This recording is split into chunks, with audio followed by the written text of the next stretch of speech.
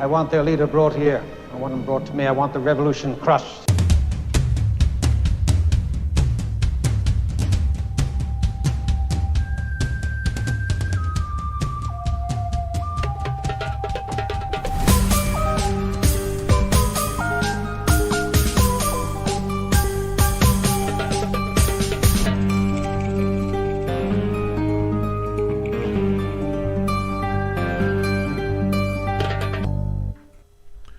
Assalamu alaikum and welcome to Mamluks. My name is Sim. Along with me are my co-hosts for today, founder of Islam by Touch, Nada Tabata.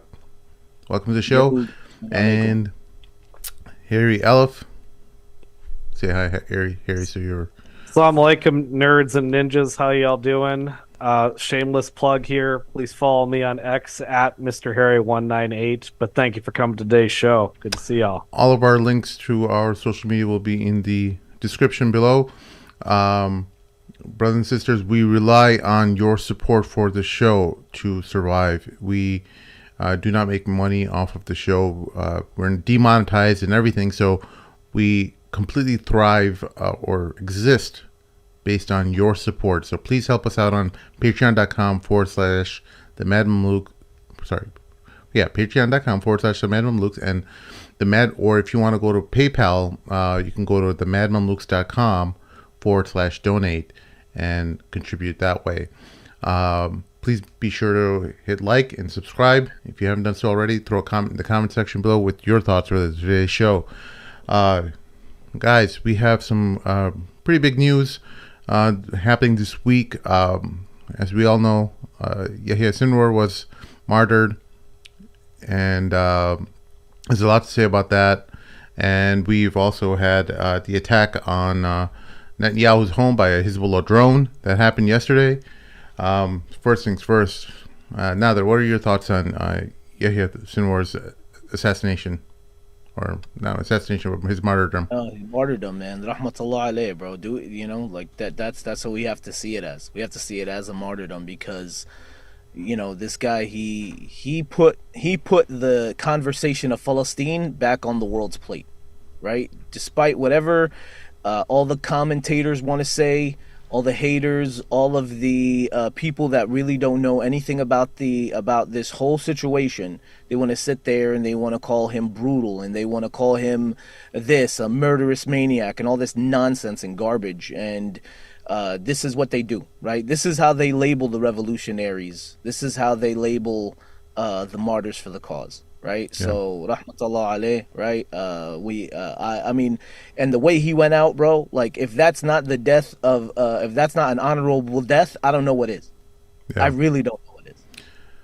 Yeah, if you haven't seen the video, he went out on his feet. I mean, he had weapons on him. He was fighting. He was not in a tunnel. Like the IDF and the Israelis. That was the narrative, right? The narrative was that he's a quote unquote rat that hides in the tunnel, that surrounded by hostages and civilians yep. in a hospital, underneath a hospital. That's where he was hiding, and that was a flat out lie, and it was shown through the video. I'm going to go ahead and share it with you guys in a second here. One sec.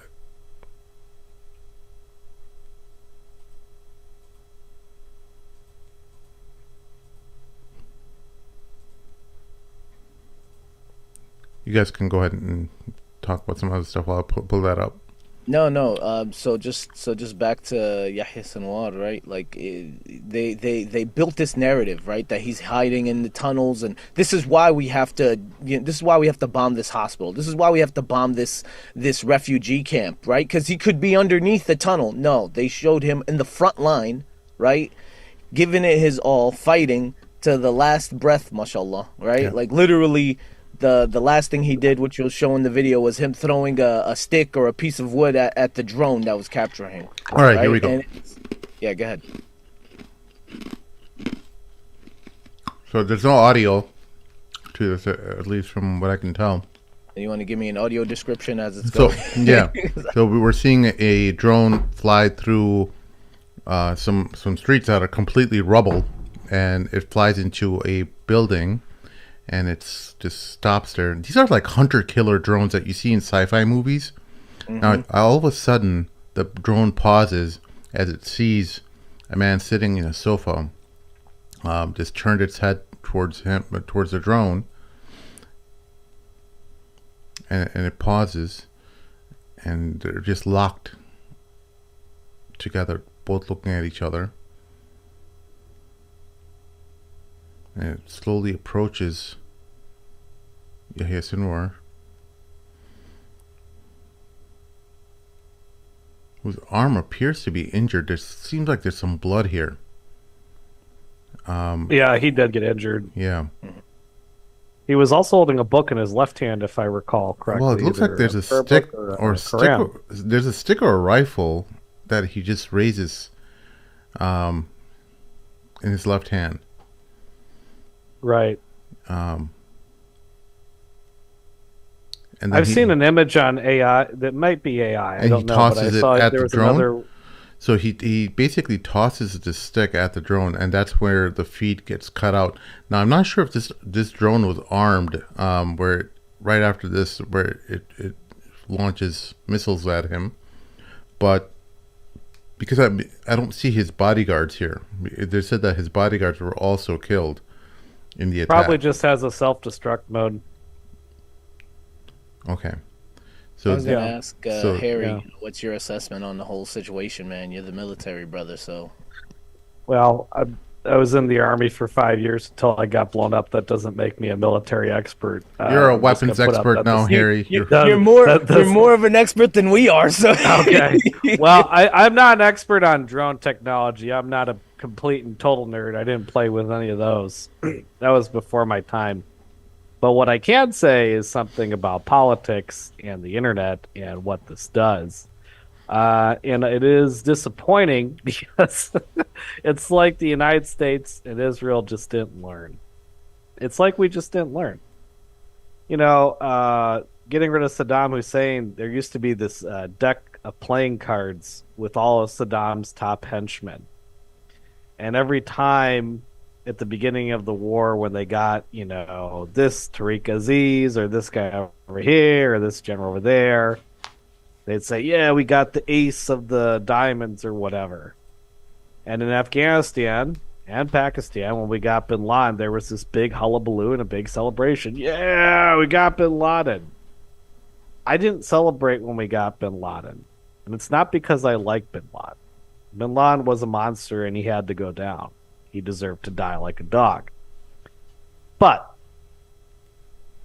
getting rid of bin Laden did not change anything. And for some strange reason, we're 1 year into this war where Israel is just destroying Gaza, destroying parts of southern Lebanon now, and they still think, and for some reason the U.S. government or parts of the U.S. government still think, that if we just decapitate this leader over there, we kill that person over here, that somehow this is going to end. And it's not. All it does is it allows younger, more fiery, more determined people to take their place. You know, Nasrallah up in Lebanon was pretty cool, calculated, restrained, thoughtful. And now Hezbollah is launching more attacks than before. Why? Because you took out their boy. You made him a martyr. You enraged the people. Everybody's more determined than they were before. And the people who are taking charge now, the people who are under Nasrallah, who are the next in command, they're more determined. They're less restrained. So this decapitation strategy, putting aside which side you think is right, regardless of whether you're pro-Palestine or pro-Zionist, doesn't really matter. It's a bad strategy, and it's going to backfire. It's backfiring right now. Sinwar became a martyr, and millions of people around the world, including millions of non-Muslims, see him as a hero. Went down swinging. I don't know why the Israelis released this footage of him fighting to the death. It was really counterproductive narrative. I heard the two officers. I heard the officers that let it out or leaked it, they're being court-martialed, like they're being in military court now because of that. Well, you know, one of the things about Israeli society is that they're completely disconnected from what the general sentiment is happening around the world. They feel like this is like amazing. They're going to be they're going to cheer it on. They're killing Sinwar. They're taking out they're exterminating Gazans. For them, they have characterized Palestinians as rats. That's the language that they use. This is not like hyperbole or an exaggeration of any sorts. They literally view them as rats.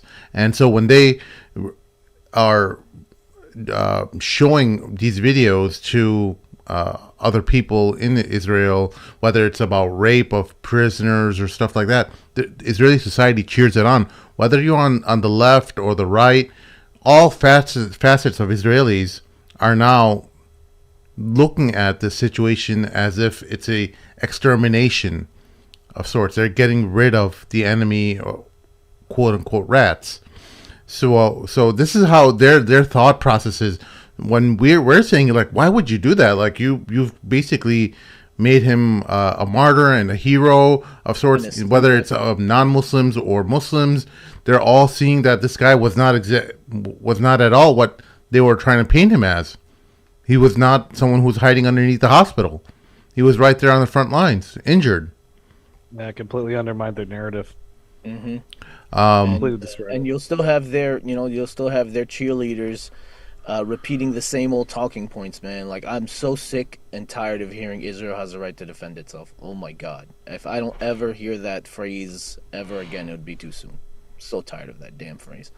But it absolutely destroyed their narrative. They created a symbol for the resistance to line up behind, whether it's the armed resistance in Gaza or in the West Bank or in Lebanon or in any of the axis of resistance.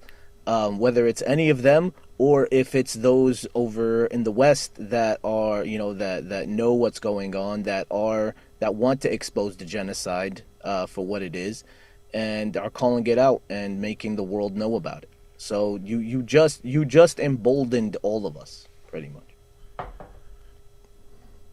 Biden ends up releasing a statement about the death of Sinwar. Here we go. Early this morning, Israeli authorities informed my national security team that a mission they conducted in Gaza likely killed Hamas leader Yahya Sinwar. DNA tests have now confirmed Sinwar is dead. This is a good day for Israel, for the United States, and the world. I'm going to kind of just skim over the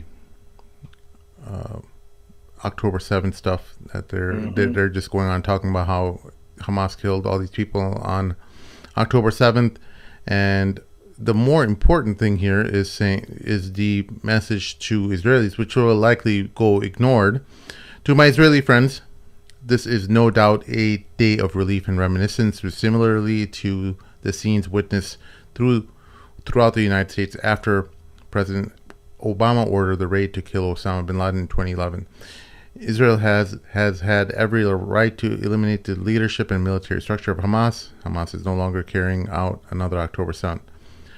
I will be speaking soon with Prime Minister Netanyahu and other Israeli leaders to congratulate them, to discuss the pathway for bringing the hostages home to their families and for ending this war once and for all, which has caused so much devastation to innocent people. This is now the opportunity for a day after in Gaza without Hamas in power for a political settlement that provides a better future for Israelis and Palestinians alike. Yahya Sinwar was an insurmountable obstacle to achieving all those goals. That obstacle no longer exists, but much work remains for us. So he's indicating basically that we need to make a peace deal now, which will, of course, as we know, and many analysts have now understood, that the Israelis are not interested in any kind of peace deal. They are more interested in securing Gaza and making corridors. The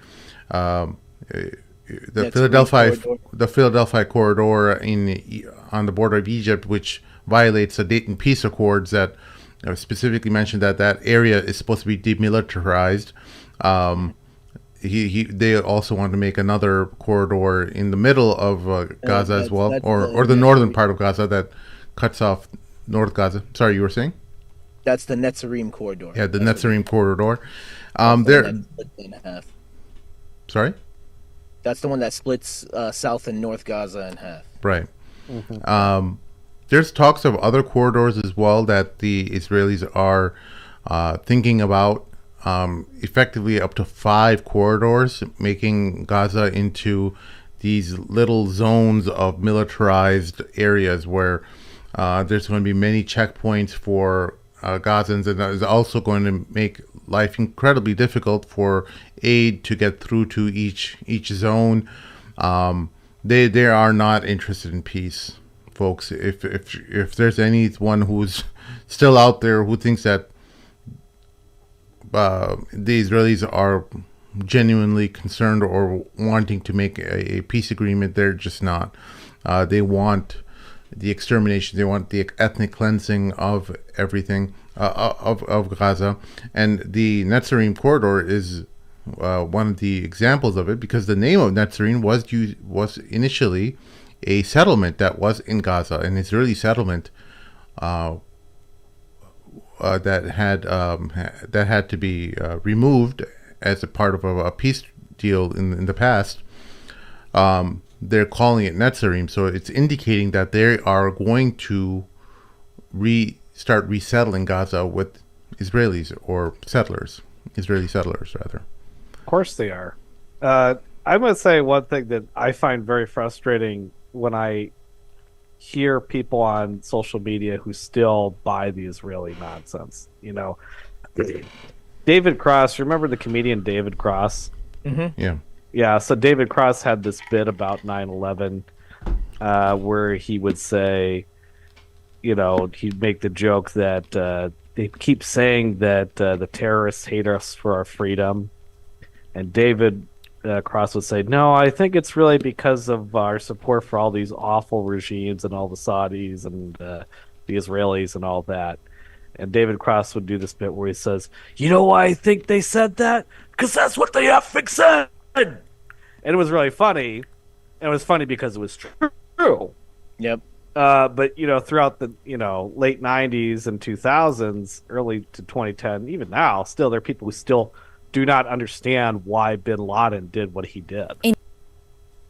Well, I don't know if you remember. And it's like... Again, I'm sorry. No, it's okay. Sorry, dude. I was just going to say, even now, it's like a similar dynamic to this. It's like people, but in reverse, people are saying, no, Israel, they just really want peace. And it's like, no, they don't.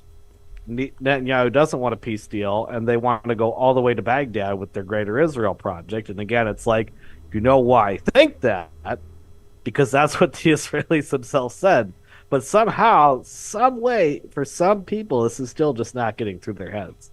And it is a really fascinating social science experiment right before our eyes. Yes, that's the right word. It's Go crazy. ahead, I'm sorry, bud. It's crazy how socially engineered so many people are, right? Like it's like, bro, just read a book, man. Just get off the mainstream, right? If you hear something, actually do research on it and see if it's true or not. And then make your opinion from there. But all we've seen, right, over the past 24 years of the war on terror and all this nonsense, all we see is that how easily influenced the masses are, and now with the new generation, the fact that they're breaking from that, right? As much as I can't stand so many things from Gen Z, like the hip hop, God, it's the worst hip hop I ever heard in my life. But it's terrible, man. It's absolutely horrible. But the one plus side of Gen Z and I would say our generation, I guess we're all millennials here, right? I am. Harry, I'm sure you are too, right? 38, so yeah, I'm definitely a millennial. Yeah. One thing with us is we're the generation of not just, most of us at least, or a good chunk of us, are not the generation of just taking what we're told and accepting it, right? We're the generation of looking past that and actually questioning the narrative and going deeper. And even us as Muslims, right? Our millennial generation of Muslims, a lot of our parents, right, came here just living Islam as a culture, right? We're the generation of immigrants, of children of immigrants that came and started learning our deen, learning about Islam, learning about the seerah, learning about Sahaba and all that stuff, and really building our relationship with the deen. And it just has gone further with Muslims and non-Muslims going past what the narratives that were forced fed through mainstream media, through the constant repetition of saying the same thing over and over again, going past that and actually digging deeper and learning the truth. And the fact that that's happening, this is why they're trying to outlaw TikTok, right? This is why the beacons of freedom of speech, like Elon Musk, blocks any mention of what's going on in Palestine on the right side of history. They're terrified of it, and they're afraid of what's going to come from that. Here's a quick video of This is the signature of a new Israeli military corridor built in the Beit Hanun neighborhood east of Gaza City. Yeah, there's definitely some pressure to We have been censor stuff. documenting the clearing of farms and orchards in this area, belonging to the now displaced Abu Sofia family. In November 2023, during the initial Israeli ground invasion, the clearing extended hundreds of meters from the eastern perimeter of Gaza. Shortly thereafter, a new road was built by the Israeli military, providing direct access to Gaza City. The clearing of farms and orchards continued in an ad hoc manner. By 7th of May, the majority of Palestinian homes and farmlands within the first kilometer of the perimeter had been cleared. Satellite imagery from 11 days later shows that the Israeli military had attempted to widen the corridor. By 10th of June, the road appears within an approximately 900-meter wide corridor. This constitutes the second Israeli-built east-west passage through Gaza, after the so-called Netzarim corridor. Together they may be read as infrastructural indications of an intended permanent Israeli military presence in the northern parts of the occupied Gaza Strip. Is that it, brother? Yeah.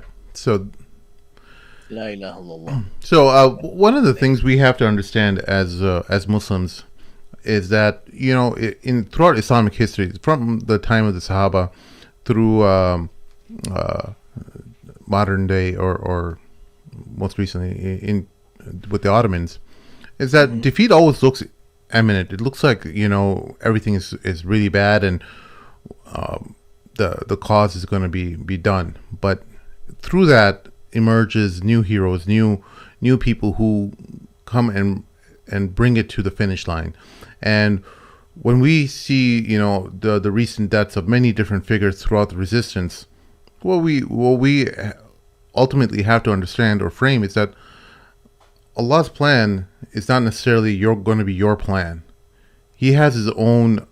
He's the architect, and we have to just follow along. We have to do what we're assigned to do, which is bringing awareness around the cause, bringing people, letting people know, educate people, educate our family members first and foremost. That's the most important thing, because if you're not focusing on your family, then you're just adding to the problem, really.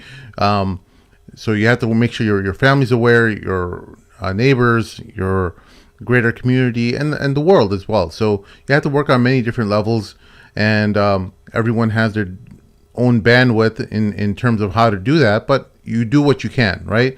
In every capacity, whatever's within your capacity, you do that.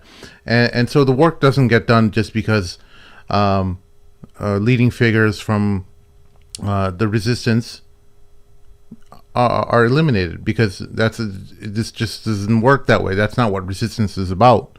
It means you have to keep working. You have to keep bringing awareness, doing everything you can to express your resistance. So it's important to keep that in mind as you hear that awful news.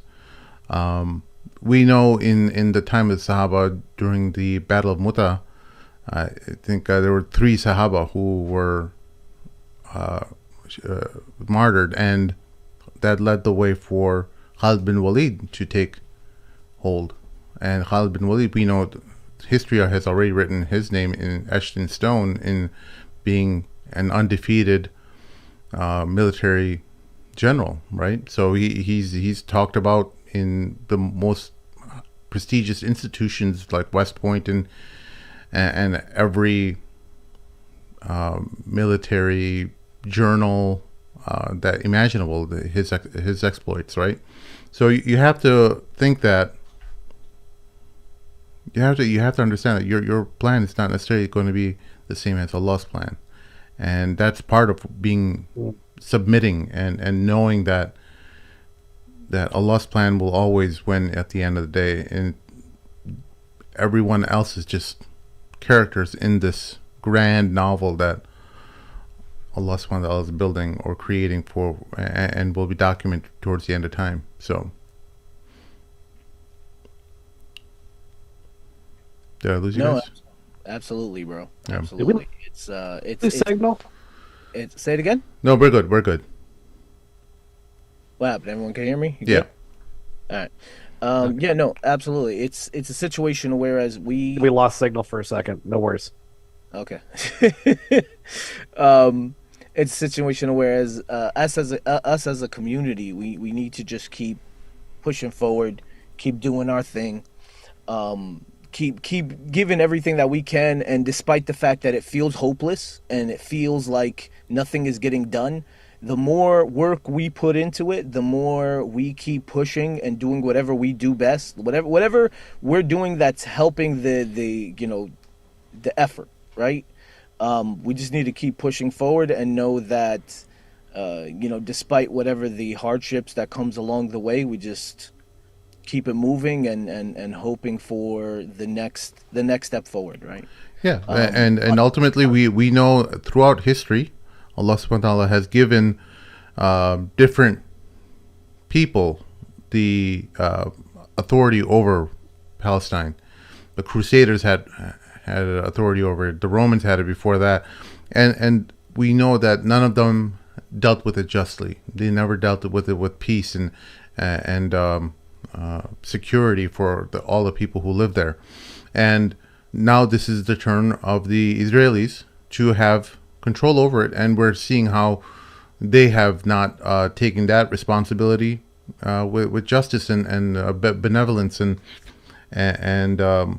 mercy. And so you're seeing a history is recording their brutality.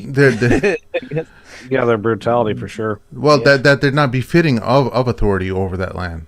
Oh, not at all. No, Not at all. They So are the worst keepers of that land, hands down. It's pathetic. It's really bad. Anyway, I gotta go, guys. Yeah. This was a quick foyer for me. Yeah, appreciate your time. Thank you. Noah, man, inshallah, Sim. Let's see about Wednesday, man. 'Cause All right, Wednesday bro. I'll be free the whole time. We'll see you All then. right, Harry, it's a pleasure. And Take care, my brothers. guys watching, go support the Mad Mamluks. This is an amazing team. This is an amazing show, and we need more of them, right? Despite all of the podcasts that are in the land, Mad Mamluks are the trendsetters to this, right? So let's make sure that everyone knows that. Barakallahu feekum, guys. Yalla, assalamu alaikum. So just to end on Sinwar's life, before we move on to any other subject, he was someone who was raised in the Khan Yunis refugee camp. He was born in 1962. He his family was originally from Ashkelon.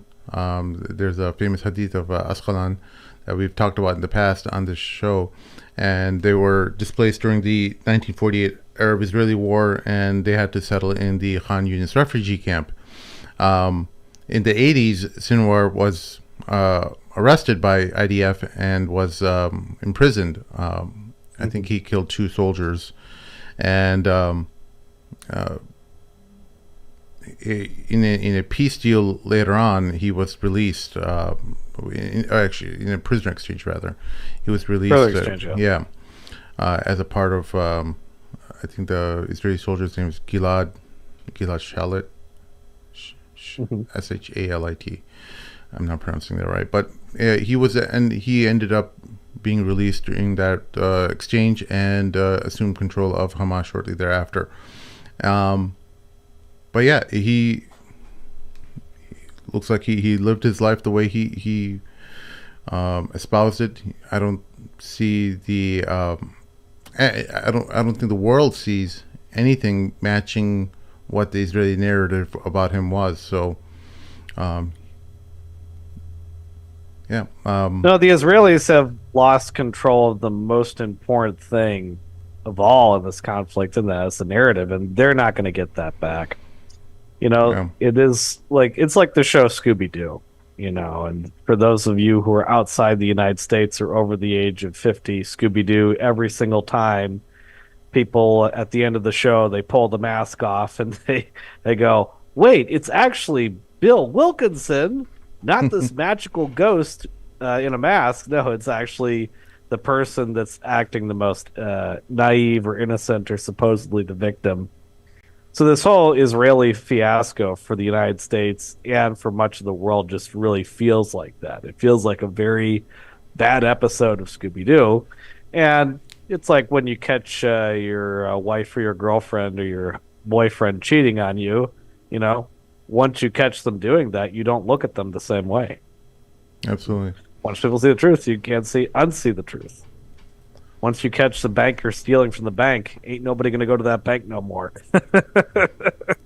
Absolutely. So, I have this theory, and this is not a scholarly opinion, so I don't want anyone to take this to the bank. But I have a theory that when so please don't take too much into this. I have this theory, and I don't know if anyone else has suggested this, that when Prophet Muhammad, peace be upon him, suggested in a hadith that the war would be everywhere, I sometimes wonder if he also meant social media and everywhere on our phones and cameras. Yeah. I don't know if anybody suggested that, but this really is, in many ways, in the era of fifth generational warfare, this is the real war. This is the real war right here. That's actually, you could almost say that 50% or more than 50% of the war is right here on social media. And the rest is just playing out in real time. I know that sounds a little bit of a stretch for some people, but if you think about it, social media has just been an absolute game changer, and the Israelis can't recover from that. People have to understand the Zionist project took place for the better part for over 100 years. It's not going to be undone overnight.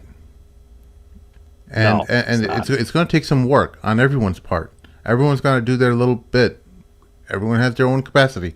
You have to be truthful in front of God that you did everything that possible within your power. And and everyone has various limitations and their ability to navigate those spaces, but you're going to have to determine that and be truthful and honest with yourself whether you've done enough, right? And I can't tell you whether you've done enough. Maybe you've done more than what you're capable of, but to someone else it might seem like you didn't do enough, right? So as long as you're truthful within inside you, like you have a good relationship with Allah subhanahu wa ta'ala, where you tell them, you're able to speak truthfully that, hey, I this is what I knew, this is how I knew I could communicate. I engaged with people respectfully online. I conducted myself in a manner that a Muslim should. I stood patient even in the face of being hurled insults at, and I did my best. And that's all that matters at the end of the day, The other day I was talking to someone who was just interested in Islam. He was wanting to talk about. I basically told him, like, hey, what's stopping you from becoming Muslim now? It seems like you've been investigating Islam for about a year, and what's stopping you? So he's like, I've been online, and when I read comments and stuff from a lot of Muslims, there's it just seems like they're I wouldn't do enough to be a Muslim. Like I wouldn't be 100% Muslim according to how these people are seeing me. And so I'm like, bro, like, you do realize Muslims are 25% of the world, like almost 25% of the world, and there's going to be a lot of Muslims. That's billions and billions of people. You're going to be receiving a lot of input from Muslims who practice Islam in different capacities, and they have their own different relationship with the religion. And when you see people online talking and telling you how you should be a Muslim, like that shouldn't have any bearing on you. What matters is, are you being truthful? Is your relationship with Allah linked, and you're doing your best? That's all that matters. Right. Are you putting in your 100%? And then that's when he like really clicked for him. And he's like, oh yeah, like I don't know why I'm letting these people's opinions on my faith and what my relationship with God should be. And that's when he's like, I'm so glad I talked to you, and we're continuing talking. And I think he's very close to accepting Islam, inshallah. So it's just these kind of moments kind of remind you of making sure that your spiritual link with Allah is firm.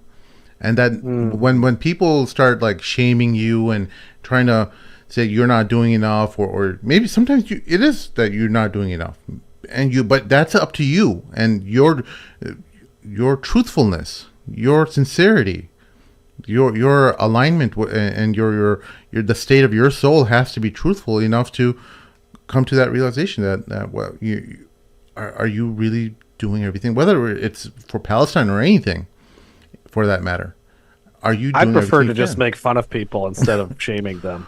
But I I gotcha. Yeah. Mostly because I make fun of myself half the time. Let's switch over to nonsense.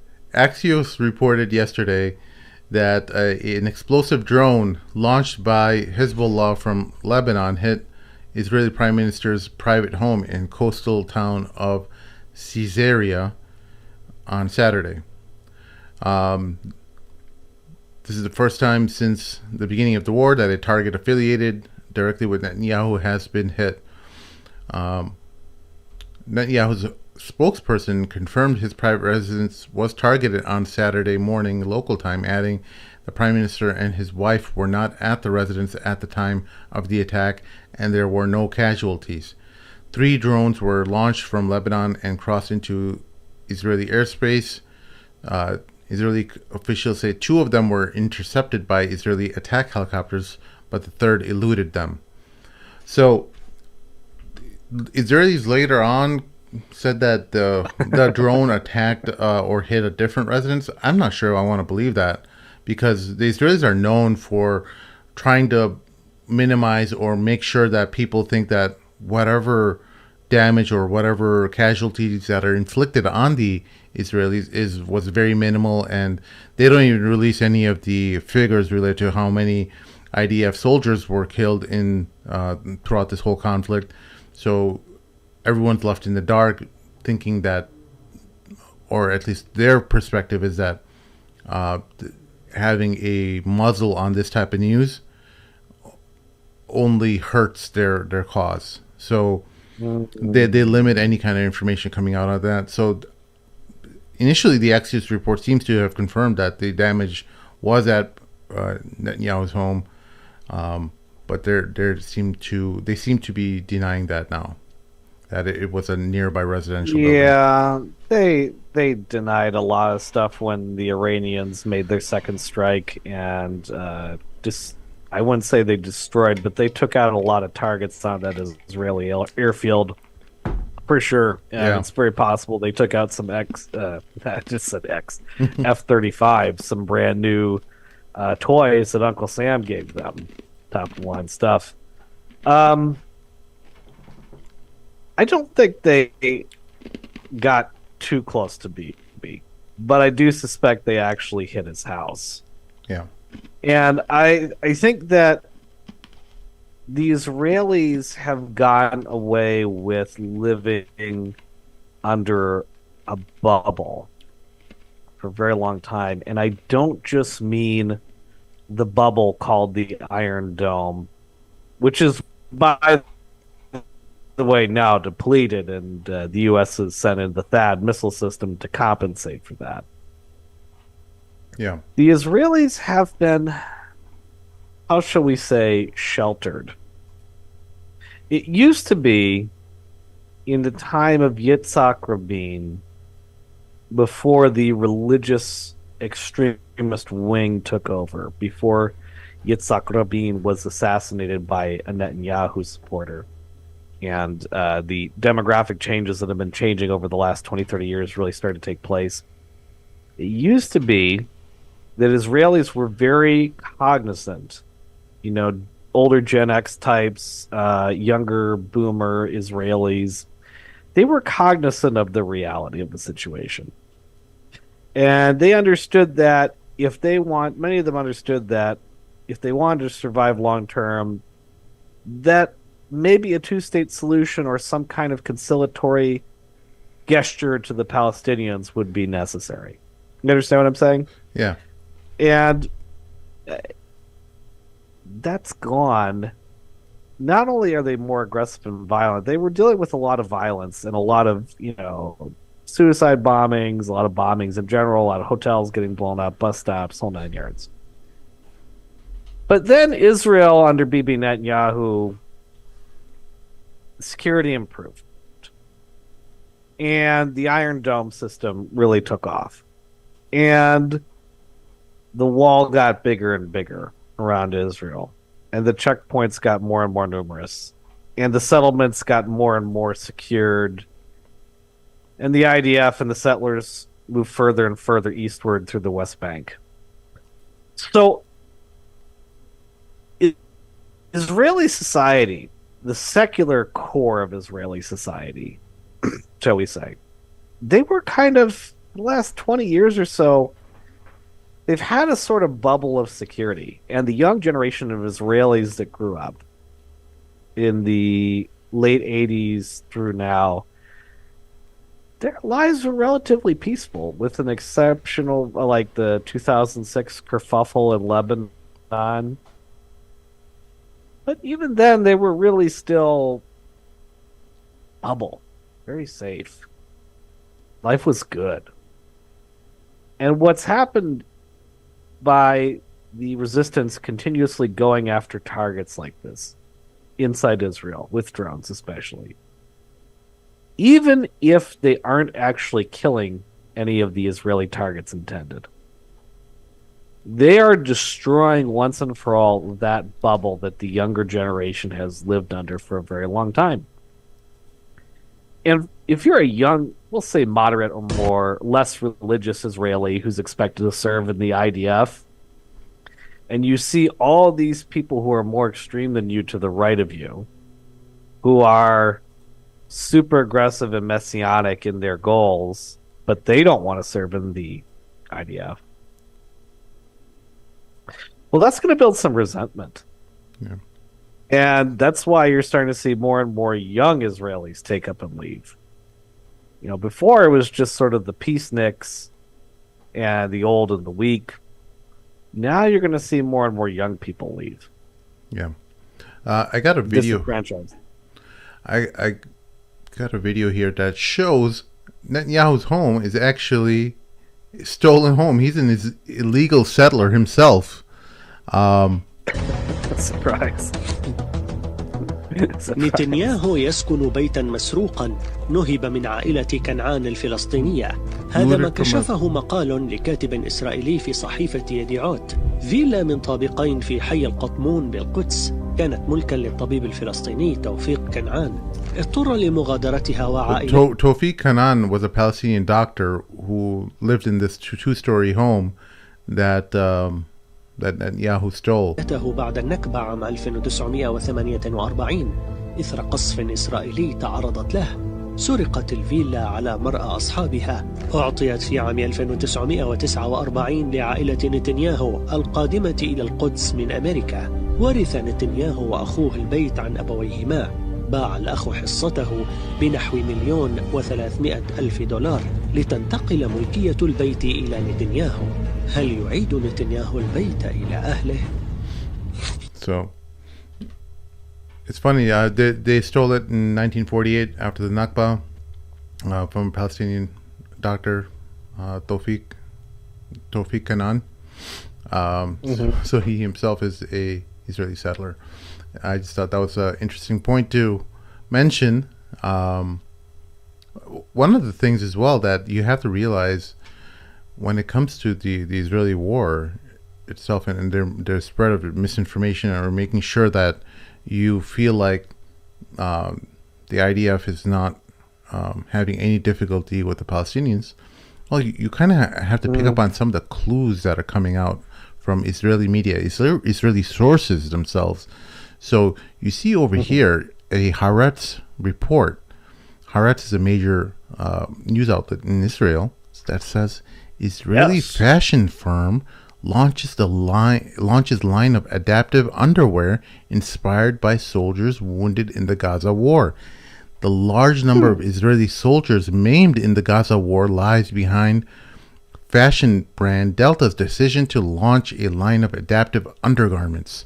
So you folks, if you don't understand business, if anyone has any rudimentary understanding of business, you don't release a product for one or two people or maybe even 100.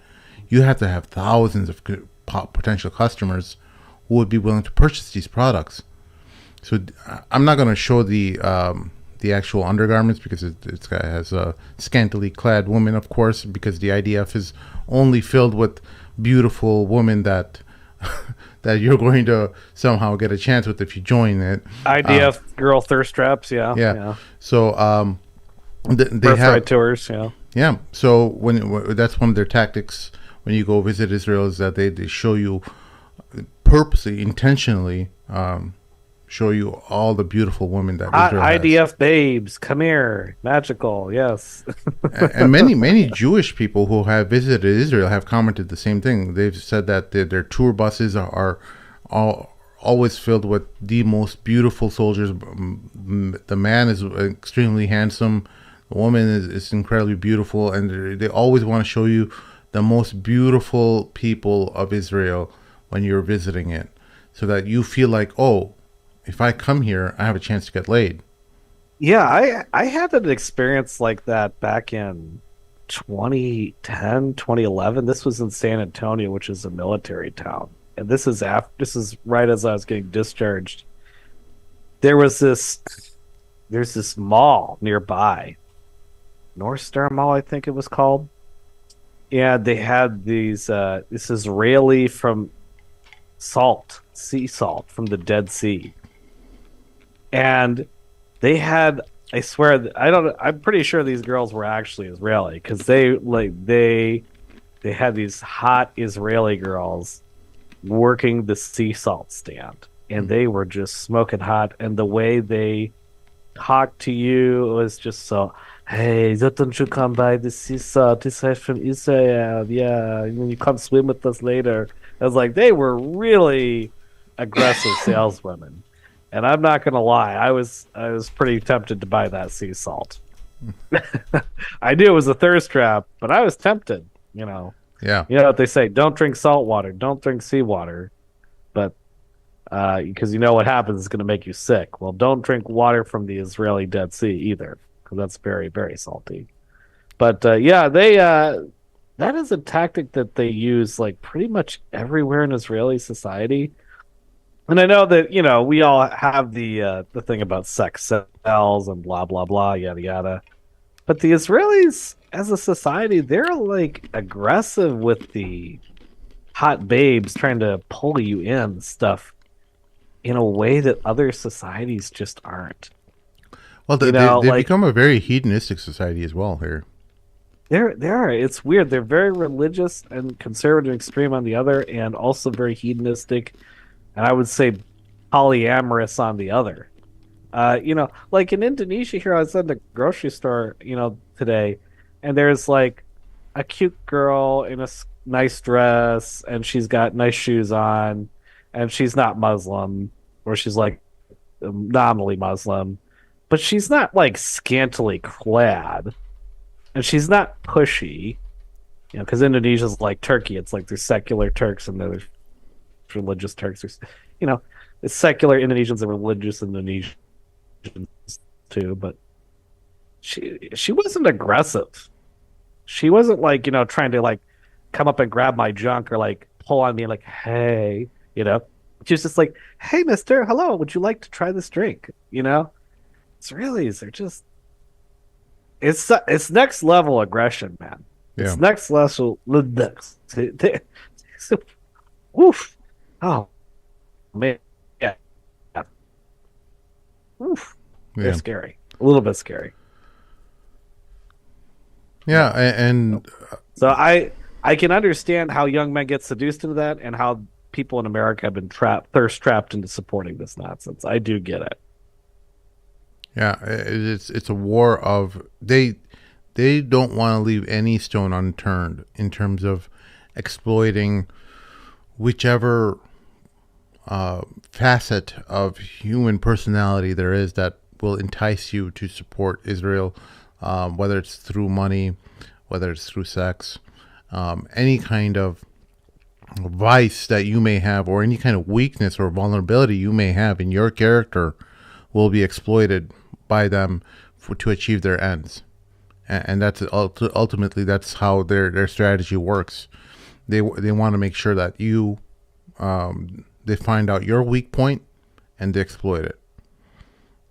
So if push comes to shove and you are not even swayed by money, you're not swayed by women, they'll see, oh, who does he love? Are there family members that we could use to leverage against him? And that's what they use against Palestinians, who give them information, who are feeding them intel. They usually have a leverage against them against their family members in prison. Yep. And stuff like that. Give us the knowledge, or we're gonna kill your wife, or we're gonna rape her in front of you. Yeah. Yeah, they'll do stuff like that. They will. Bunch of psychos. Folks, that's our show for this evening, or this afternoon rather. Help us out on patreon.com/Mamluks. If you haven't smashed that like button, please do so right now, and throw a comment in the comment section with your thoughts related to the show. We'll see y'all next time. Assalamu alaikum. Bye-bye.